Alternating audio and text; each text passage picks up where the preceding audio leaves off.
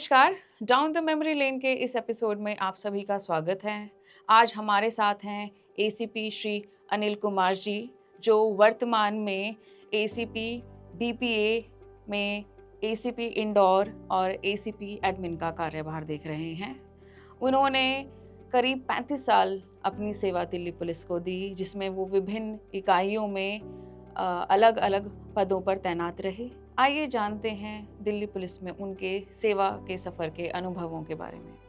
नमस्कार सर। नमस्कार सर, आपका डाउन द मेमोरी लेन में बहुत बहुत स्वागत है। Thank you so much madam. Sir, अगर आप अपने दिल्ली पुलिस के अनुभव के लिए कोई एक शब्द या कोई वाक्य बताना चाहें तो वो क्या होगा सर? इतनी बढ़िया और सर्विस है दिल्ली पुलिस की जी। तो मेरे लिए बहुत वाक्य हैं और जितना कहूँ उतना ही कम है जी। तो सो यू आर बहुत लिविंग अच्छी as a satisfied man. Oh fully satisfied, जी मोर देन 100%। जी। सर, अभी आप डीपीए में पोस्टेड हैं, तो जैसे माहौल परिवेश बहुत कुछ बदल गया है। समय के साथ साथ पुलिस से एक्सपेक्टेशन बदल गए हैं, पुलिस का रोल चेंज हो गया है। अब पीपल फ्रेंडली पुलिसिंग है। क्रिमिनल्स को साथ में मतलब सज़ा दिलाने, धरपकड़ के साथ में हमें पब्लिक के साथ भी जो अच्छे सौहार्दपूर्ण मैत्रीपूर्ण रिलेशनशिप मेंटेन करने होते हैं। तो किस तरह की ट्रेनिंग आप एनविजन करते हैं, या क्या और बेहतर हम ट्रेनिंग में इंट्रोड्यूस कर सकते हैं? वेज, तरीके आप अभी वहाँ देख रहे हैं ट्रेनीज को। हमारे सीपी साहब ने भी इसमें बहुत अच्छा इनिशिएटिव लिया। हमारे जॉइंट डायरेक्टर साहब जो हैं और डिप्टी डायरेक्टर साहब ने सभी ने बड़ा इनिशिएटिव लिया और this is the one of the my best जो पोस्टिंग है उसको मैं मानता हूँ।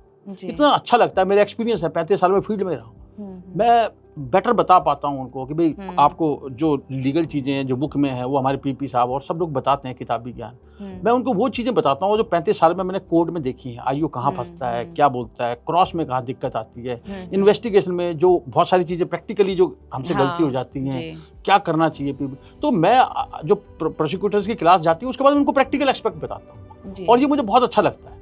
और उससे वो बड़ा, और एक तो उनको समझ में बहुत अच्छा आता है कि हम वो थ्योरेटिकल बता रहे हैं और हम उनको प्रैक्टिकल बता रहे हैं। तो ये जो सिस्टम शुरू हुआ है, बैलेंस हुआ है। खाली थ्योरी ज्ञान नहीं पढ़ाना उनको प्रैक्टिकल चीजें बतानी है, एक्सपीरियंस बताना है। और आईओ कहाँ गलती करता है, कोर्ट कहाँ पर उनसे करती है, क्रॉस क्वेश्चन जब कोर्ट में जाते हैं तो ये चीजें गलतियां होती हैं क्योंकि हम 35 साल से देख रहे हैं कहाँ कहाँ हम अटकते हैं, क्या है, क्रॉस में कहाँ दिक्कत आती है। तो ये सब हम लोग उनको बता रहे हैं, गाइड कर रहे हैं और ये हमारा सिस्टम बनाया है। आपको जो प्रेरणा कहाँ से मिली थी दिल्ली पुलिस को ज्वाइन करने की?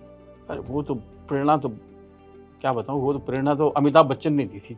कैसे? जब हम यंग थे तो वो अमिताभ बच्चन का दौर था, वो उसकी पिक्चरें देखते थे, जंजीर जिसमें इंस्पेक्टर बनता था और हमें लगता था ये जो है ना यार यही नौकरी होनी चाहिए, ये बड़ा बढ़िया है। उससे इतना अमिताभ बच्चन से प्रभावित थे। पहला एग्जाम दिया, इसी को क्वालिफाई किया, इसी में रह गए। आप बड़े मेहनत आपने हर केस में अपनी की है। किसी भी अच्छे इन्वेस्टिगेटर की क्या क्या साइंस होते हैं या क्या क्या चीज़ें हैं जो उसे ध्यान में रखनी चाहिए? आपका जो अपना अनुभव है वो क्या कहता है इस बारे में? मेरा एक तो पेशेंस नहीं खोना चाहिए, प्रॉम्प्ट लेना चाहिए, कभी डिले नहीं करनी, जितनी जल्दी हो सके ऐसे केसों में करना चाहिए। और छोटी छोटी चीज़ों को भी बड़ा माइन्यूटली ऑब्जर्व करना चाहिए। और डेड बॉडी वगैरह जो अनआइडेंटिफाइड आ जाती है, जिसको वर्कआउट करना, आपको मर्डर है और डेड बॉडी अनआइडेंटिफाइड है, उसके लिए भी आपने खुद करना पड़ता है, आप किसी भरोसे करके नहीं।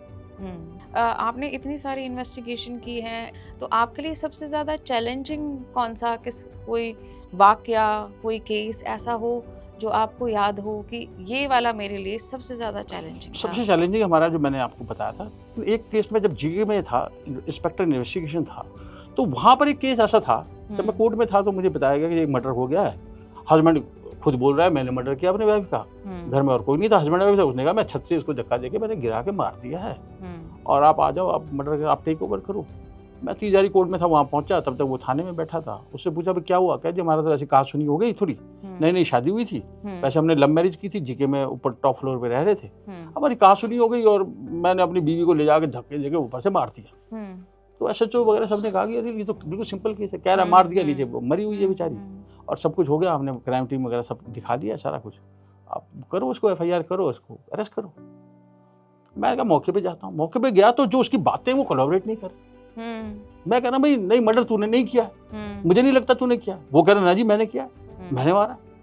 मैं जो कर सर मुझे लग नहीं रहा कि हमारा सीन ऑफ क्राइम से ये मैच नहीं कर रहा है इसका स्टोरी, क्योंकि ऊपर से अगर लेडी को उसने लड़की को धक्का दिया है तो नीचे बरामदा है, नीचे बरामदे में सलाखें लगी हुई हैं, बरामदे में नहीं गिरा, 10-12 फीट का बरामदा है, उसके बाद पीछे गली में गिरी है, गली में भी बीच में गिरी हुई है, तो आदमी कितना धक्का दे देगा, वो तो घर में पीछे गिर जानी चाहिए, कॉरिडोर के गिर जानी चाहिए, और ये अगर अनाज ही मैंने मारा, मैं ठीक है।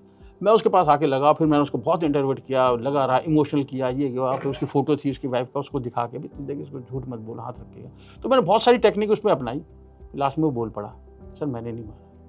मैं कहा क्यों बोल रहा था, सुबह से सबको यही बोल रहा है मारा। कह हुआ था कि बातचीत मेरी थी, उसने कुछ मांगा था, मैंने मना कर दिया, फाइनेंशियली मैं थोड़ा सा दिक्कत में चल रहा हूँ, अब शादी करके अभी आया मैं 3 महीने शादी को मैं, तो हम ऐसे घर वालों से छुपा के रह रहे हैं, पैसे मेरे रहने की डिमांड इसकी ऐसी हो रही है, तो मैंने इसको वह कह दिया, क्या था, इसने कहा मैं क्या तुमको तुम्हारी शादी करके मैं फंस गई हूँ और ये है वो है, तो इससे ज़्यादा मर ही जाऊँ, तो मैंने कहा तुम मर जा, तो मैंने ऐसे मेरे मुँह से निकल गया जैसे कासुनी में हस्बैंड वाइफ का होता है, तो ये ऊपर भागी, तो मुझे लगा कि भाग के मर ना जाए, तो मैं इसके पीछे भागा, तो कह रहा साहब ये दौड़ती हुई गई कोने पे जाके, और मैंने इसका पीछा भी किया, मैंने हाथ भी मारा और इसकी चुन्नी मेरे हाथ में आ गई, लेकिन ये जंप करके साहब इतनी कूद गई ऊपर कोने पे जाके, और फिर ये सब बाहर जाके ऐसे पड़े। ये हो सकता है, ये धक्का देने पे नहीं जा सकता, क्योंकि मैंने उससे पूछा मैंने कहाँ से कैसे फेंका, मैंने कहा यहाँ से पकड़े फेंक दिया, मैंने एक मैस बॉय को बोला, मैंने बता कैसे पकड़ा, यहाँ से पकड़ने की कोशिश की तो पकड़ में नहीं आया, कैसे फेंक देगा यहाँ से, नहीं कर, मैंने यहाँ से पकड़ा, मैंने कहा यहाँ से पकड़, उठा आदमी, कोई उठेगा नहीं आदमी, तो ऐसे करके जब उसको मैंने कह दिया कि तूने नहीं मारा, तूने नहीं फेंका, अब ये मैं कन्विंस हूँ कि तूने नहीं फेंका, तू मुझे सरियल बता, फिर उसने जाके बता दिया कि सर मैंने तो बहुत कोशिश की बचाने की, और वो ऐसे करके खुद वो कर गई, और मैं अपने आप को गिल्टी मानता हूँ कि मैं एक तो शादी करके लाया, मैं इसको बचा नहीं पाया, और मेरी कहा सुने में जरा सी इसकी ख्वाहिश थी, मैं कर देता तो क्या बेचारी बच जाती, इसको मैंने वो किया है, निराश किया, तो यार इसकी मैं इसकी सजा, मैं चाहता हूँ कि इसकी सजा मुझे मिले, मुझे फांसी मिले, मुझे कोर्ट के सामने ले जाओ, मैं कह दूंगा मैंने मारा है। फिर मैंने जाके डीसीपी साहब को बताया, मैंने कहा सर देखो ये कहानी है, उन्होंने खुद इंटरव्यू किया, उन्होंने कहा यार आपने बहुत अच्छा किया यार, मैं कहा जी अभी नहीं पता, इसको 2 महीने बाद 6 महीने बाद एहसास होता जब जेल में, फिर वो एहसास होता, फिर तब तक तो सब हो चुका होता, फिर ये बेचारा सजा खा जाता, लाइफ होता या जो भी, इसका क्या फायदा है आदमी, तो मैंने उसको नहीं किया, वो केस नहीं हुआ था।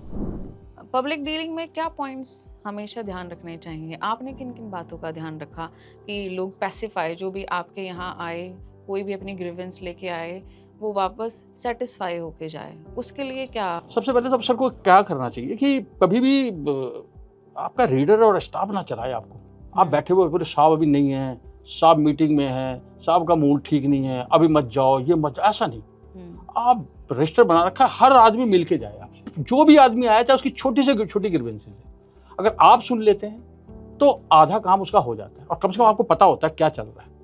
तो मीटिंग हर एक से, जो भी आपके ऑफिस में आता है मिले सबसे। जी सर, आज आप हमारे बीच आए और आपने अपने इतने लंबे अनुभव हमारे साथ साझा किए, आपका बहुत बहुत धन्यवाद। Thank you so much madam, आपने मौका दिया, हमें अपॉर्चुनिटी दी, दिल की बात कहने का मौका मिला, एक प्लेटफॉर्म दिया आपने, मुझे भी बहुत अच्छा लगा। जी, तो समस्त दिल्ली पुलिस परिवार आपको आपके भावी भविष्य की शुभकामनाएं देता है। Thank you so much.